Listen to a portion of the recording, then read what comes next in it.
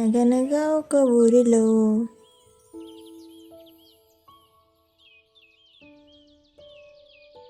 యేసు వాళ్ళ ఆవిడ మరియమ్మ, వాళ్ళకొక కూతురు మేరీ. వాళ్ళది ఒక చిన్న కుటుంబం. వాళ్ళు చాలా ఆనందంగా జీవించేవారు. మరియమ్మ యేసుతో ఇలా అంటుంది, ఇదిగోండి, క్రిస్మస్ వస్తుంది కదండి, దానికి కావాల్సిన సామాన్లు తీసుకురండి, మనం క్రిస్మస్ చాలా బాగా జరుపుకుందాం అంటూ మరియమ్మ మాట్లాడుతూ ఉంటుంది.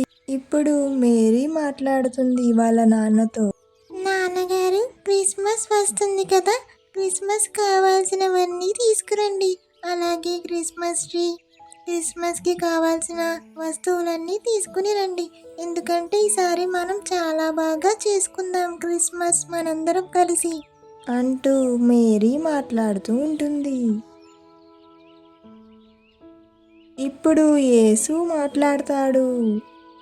సరే నా బంగారు తల్లి, నీకు కావాల్సినవన్నీ నేను తీసుకుని వస్తాను, సరేనా తల్లి? నువ్వు అల్లరి చేయకుండా బుద్ధిగా ఉండాలి, సరేనా తల్లి? అమ్మ చెప్పిన మాట వినాలి. నేను వెళ్ళి క్రిస్మస్ కావాల్సినవన్నీ తీసుకుని వస్తాను. యేసు మేరీతో చెప్తూ ఉంటాడు.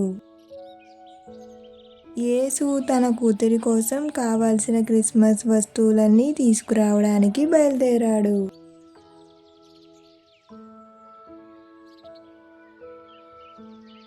అలా చాలా దూరం వెళ్తూ ఉంటాడు.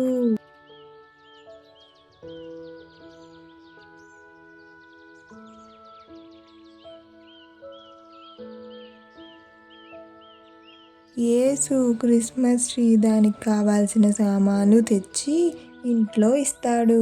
మరియమ్మ, మేరీ కలిసి ఆ క్రిస్మస్ ట్రీని డెకరేట్ చేస్తారు. వాళ్ళిద్దరూ కలిసి క్రిస్మస్ ట్రీని చాలా బాగా డెకరేట్ చేస్తారు. ఇదిగో చూడమ్మా మేరీ, నువ్వు చాలా బుద్ధిగా ఉండాలి, అల్లరి చేయకూడదు, సరేనా తల్లి? మనకి క్రిస్మస్ అంటే చాలా పెద్ద పండుగ. మాకే కాదు, మీ అందరికీ కూడా ఇది చాలా పెద్ద పండుగ కదూ. అలాగే మీరు కూడా మాతో పాటు ఈ పండుగని చాలా బాగా జరుపుకుంటారని కోరుకుంటున్నాము. అలాగే happy Christmas, merry Christmas to all my friends. ఇప్పుడు ఈ క్రిస్మస్ మేము ఎలా సెలబ్రేట్ చేసుకుంటామనేది మీరు ఈ వీడియోలో చూసేయండి పిల్లలు, సరేనా? ఇప్పుడు మేరీ వాళ్ళ అమ్మతో ఇలా అంటుంది. అమ్మా, క్రిస్మస్ అసలు ఎందుకు జరుపుకుంటారమ్మా? అసలు క్రిస్మస్ వెనకాల దాగున్న కథ ఏంటమ్మా?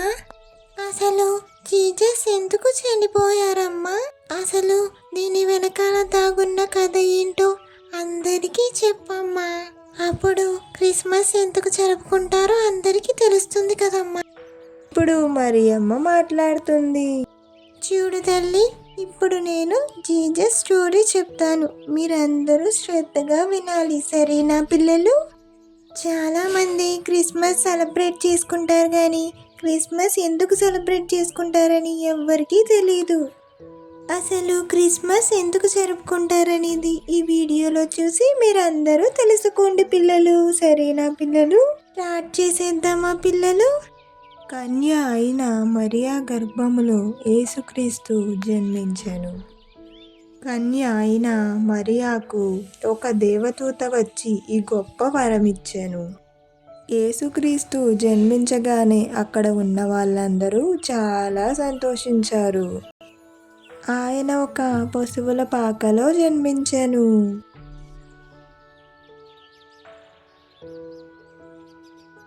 ఆయన చిన్న వయసులోనే అందరికీ బోధనలు ఇచ్చేవారు, వాళ్ళతో వాదనలు కూడా చేసేవారు.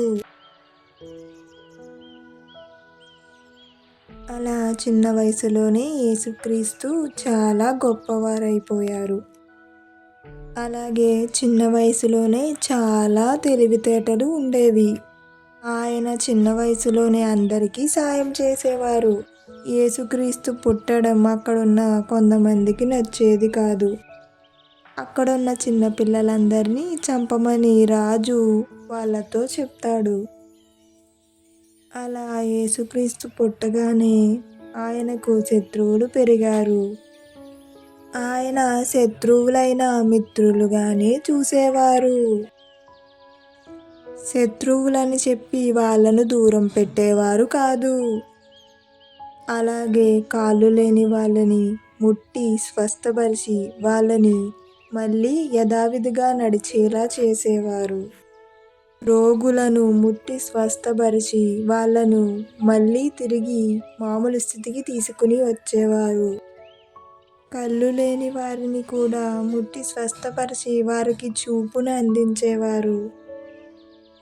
ప్రతి పేదవారికి ఆయన ఉన్నారని ధీమా ఇచ్చేవారు.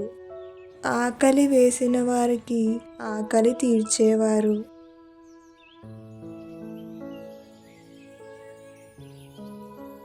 ఇలా మన కోసం ఆయన ఎన్నో మంచి పనులు చేస్తూ ఉంటారు.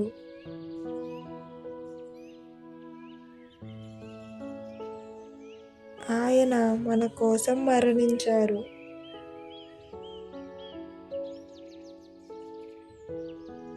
ఆయన ప్రతి జీవిని ప్రేమించేవారు.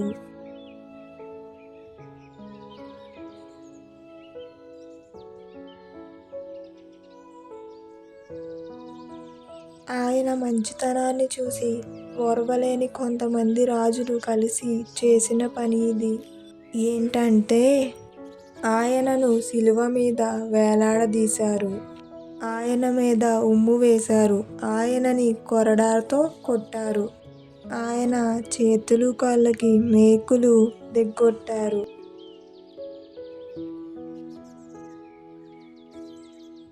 ఒక గృహలో సమాధి చేశారు.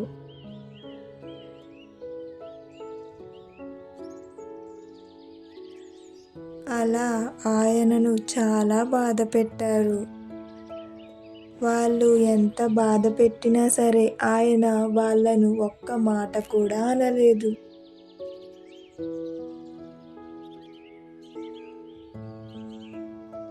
ఆయనను ఆ సమాధిలో 3 రోజులు ఉంచారు.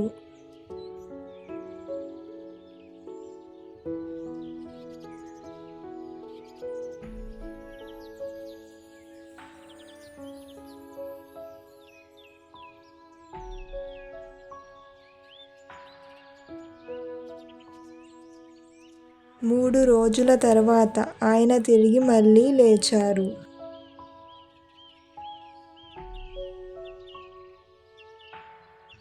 అందరూ ఆశ్చర్యపోయారు. ఆయన సమాధి నుంచి లేచి మళ్ళీ తిరిగి వాళ్ళ ప్రజల దగ్గరికి వచ్చి వాళ్ళకి మంచి మాటలు చెప్తారు. అలా మంచి మాటలు చెప్తూ ఉంటారు.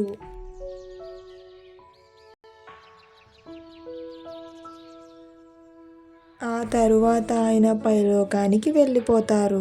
చూశారు కదా పిల్లలు, ఇది స్టోరీ. మీ అందరికీ అర్థమైందనే అనుకుంటున్నాను.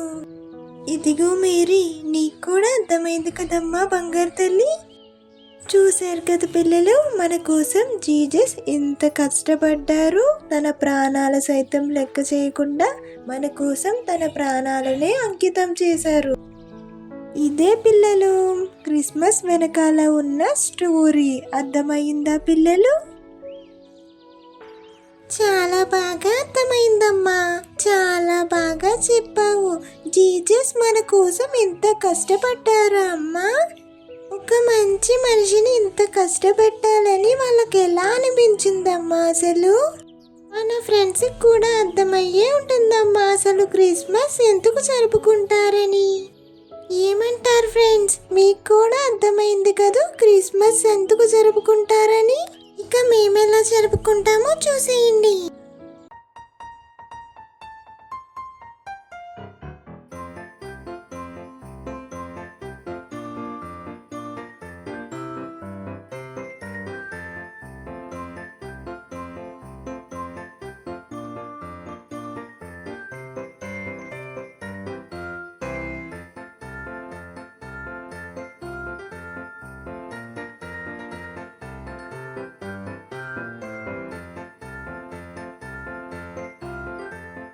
మేరీ నిద్ర వస్తుందని వెళ్ళి తన రూమ్లో నిద్రపోతుంది.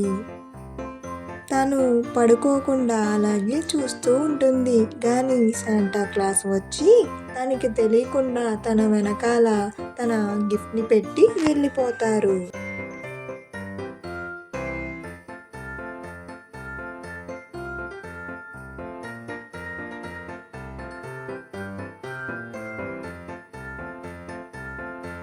తను ఆ గిఫ్ట్ని చూసి చాలా ఆనందపడుతుంది. ఇవి మా ఇంట్లో జరుపుకున్న క్రిస్మస్ సెలబ్రేషన్స్ ఫ్రెండ్స్. మరి మీ ఇంట్లో మీ క్రిస్మస్ ఎలా సెలబ్రేట్ చేసుకున్నారో కామెంట్ సెక్షన్లో కామెంట్ చేసేయండి. అలాగే వన్స్ అగైన్ మీ అందరికీ happy Christmas and merry Christmas to all my friends. అలాగే మీరు కూడా క్రిస్మస్ ని చాలా బాగా సెలబ్రేట్ చేసుకుంటారని మేము కోరుకుంటున్నాం ఫ్రెండ్స్. మీకు కనుక ఈ వీడియో నచ్చినట్టయితే ఒక లైక్ చేయండి ఫ్రెండ్స్. అలాగే మీరందరూ క్రిస్మస్ ఎలా సెలబ్రేట్ చేసుకున్నారనేది కామెంట్ సెక్షన్లో కామెంట్ చేసేయండి ఫ్రెండ్స్. మర్చిపోకండి ఫ్రెండ్స్. అలాగే మీరు సబ్స్క్రైబ్ చేసుకోవడం వల్ల మాకు ఇంకా ఇలా మరిన్ని మంచి వీడియోస్ చేయాలనిపిస్తుంది ఫ్రెండ్స్. కాబట్టి మీరు సబ్స్క్రైబ్ చేసుకోవడం మాత్రం మర్చిపోకండి, సరేనా ఫ్రెండ్స్? అలాగే మా ఛానల్ని చాలామంది చూస్తున్నారు కానీ సబ్స్క్రైబ్ చేసుకోవడం లేదు. ప్లీజ్ సబ్స్క్రైబ్ చేసుకోండి ఫ్రెండ్స్ అండ్ లైక్ చేయండి and me friends and family మెంబర్స్కి షేర్ చేయండి. సబ్స్క్రైబ్.